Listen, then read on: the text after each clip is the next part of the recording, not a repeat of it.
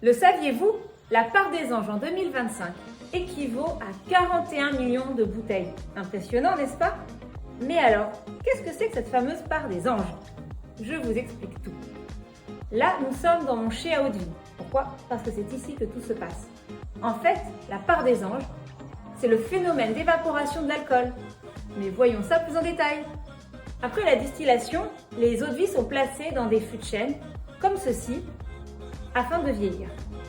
Alors pour rappel, le cognac, c'est un assemblage ou non d'eau de vie qui doivent rester sous bois au minimum 2 ans, sous bois donc dans ces barriques. Si vous souhaitez en savoir plus, allez jeter un œil à notre vidéo YouTube sur les mentions de vieillissement. Bref, revenons à notre part des anges. Alors que les eaux de vie sont dans les fûts, un phénomène invisible ou presque se produit. Au fil du temps, une partie de l'alcool va s'évaporer. Et c'est un phénomène complètement normal et même utile. Mais comment est-ce que c'est possible? Eh bien, un fût de chêne n'est pas totalement hermétique. Les eaux de vie sont donc au contact de l'air, en plus d'être au contact du bois.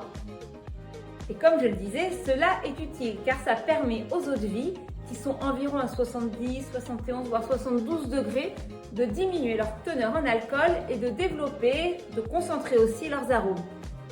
En général, la part des anges représente une perte de 2% du volume chaque année dans l'ensemble du chai. Mais ce chiffre varie en fonction du taux d'hydrométrie, du taux d'humidité des chais, des températures, de la taille des fûts et plein d'autres petits paramètres. Si l'évaporation d'alcool en elle-même est invisible, on peut quand même la constater grâce à un petit champignon noir dont je tairai le nom parce que c'est imprononçable. Mais c'est ce qui rend par exemple les murs, les toitures des chais d'eau de vie noirs. Et oui, c'est pas de la saleté, c'est pas de la poussière, mais c'est un champignon. En fait, il se nourrit des vapeurs d'alcool et c'est ce qui explique sa présence ici. Alors la prochaine fois que vous entrez dans un chai, pensez-y.